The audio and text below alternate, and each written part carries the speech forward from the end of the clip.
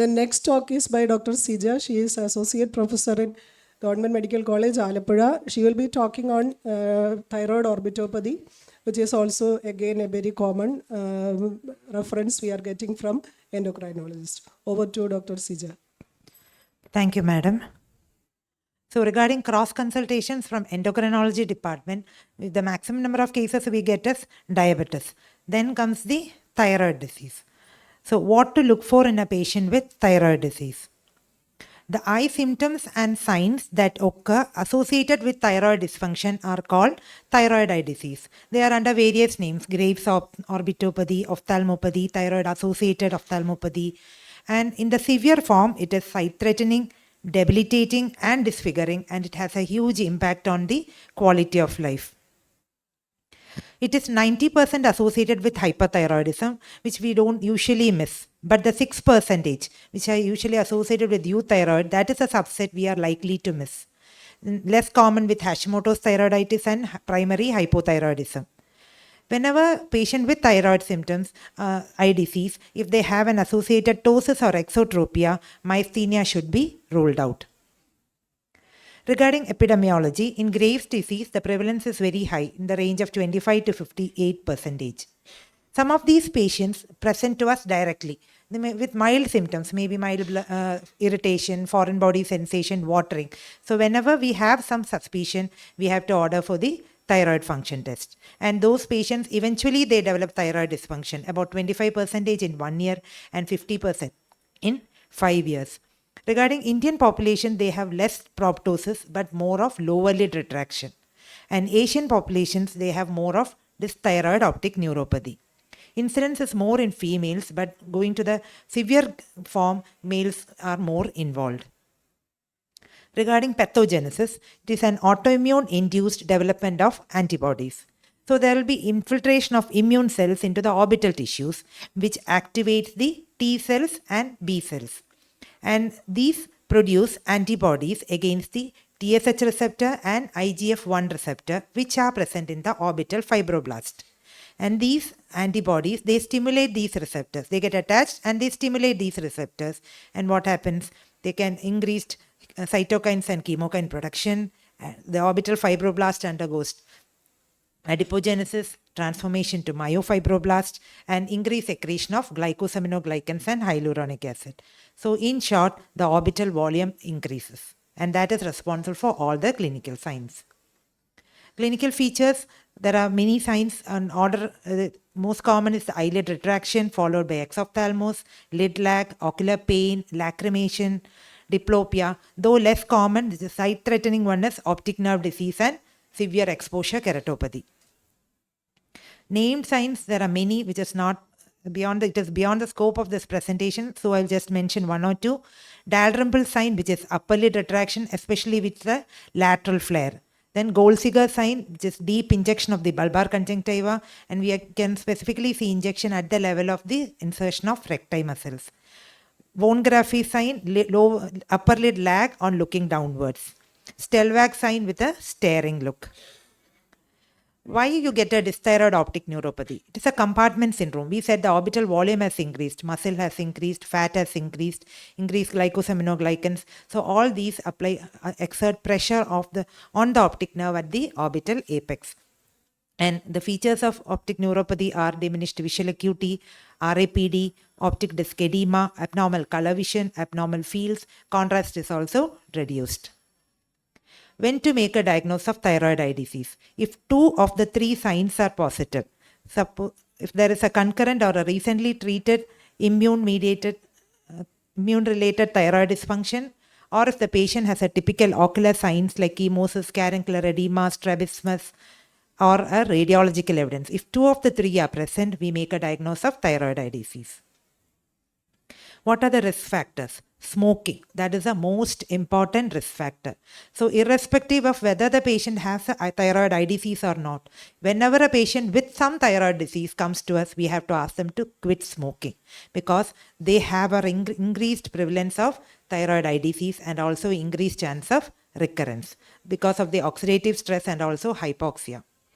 Another important is we have to maintain a euthyroid status always. Though the severity doesn't match the level of T3, T4, we have to maintain a euthyroid status. Radioactive iodine treatment has also increased chance of development of thyroid eye disease. So we give systemic steroids along with that. Lower selenium concentration, vitamin E deficiency, obstructive sleep apnea all are risk factors. Male gender, old age, and diabetes, they have chance of increased severity of the disease. Natural history, it is a biphasic, it's known as a Rendel's curve. Initially, there will be an active phase, whether there is a progression for about 6 months to 2 years, can even extend up to 3 years, where all signs of inflammations are there. There can be erythema, chemosis, inflammation with proptosis, lid retraction, and strabismus. Now coming to the static stage, which is about 2 years or 3 years later, here the proptosis will be there, lid retraction, strabismus will be there, but will not with no signs of inflammation. So first picture you can see that it's an active, whether there is proptosis there but with inflammation. Second, it is quiet eye. So what are the investigations? Like any other proptosis, all the basic investigations we have to do, like visual acuity, color vision, visual field, pupil, ocular movements, Hertel's exophthalmometry for serial follow-ups, intraocular pressure, slit lamp, and dilated fundus examination. Evaluation, we have to do a thyroid function test at the initial presentation itself. Orbital imaging can be done, CT or MRI.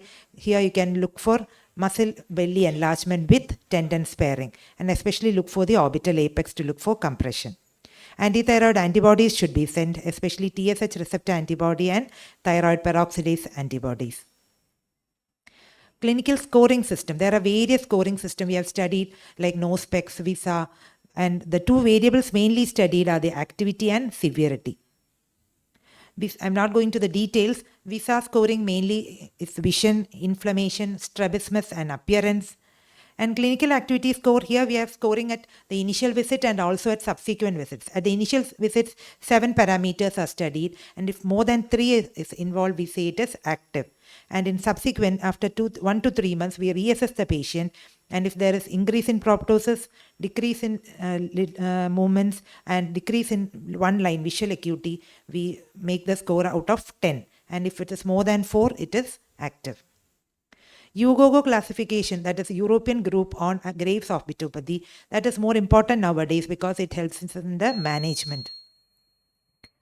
It's a mild UGOGO, that is, which has a minimal impact on the patient's life, where immunosuppression is not warranted. That is minor lid retraction, mild soft tissue involvement, exophthalmos less than 3 millimeter, transient or no diplopia, and corneal exposure responsive to lubricant. So what do we offer to such patients? We have to ask them to stop smoking, reduce the salt intake, ask them to have a head and elevation. For eye symptoms, we can give artificial tears, topical cyclosporin, sunglasses to prevent photophobia. Diplopia, we can give prisms or Botox injection. Selenium supplementations can be done. Moderate to severe cases, which has sufficient impact on the quality of life, so it warrants immunosuppression on, if needed, surgical intervention also. Here, all the symptoms, signs we have mentioned as increased, that is lid retraction, soft tissue involvement, exophthalmos, it's more than the milder form. Here, first-line treatment is IV methylprednisolone with mycophenolate mofetil for 6 weeks.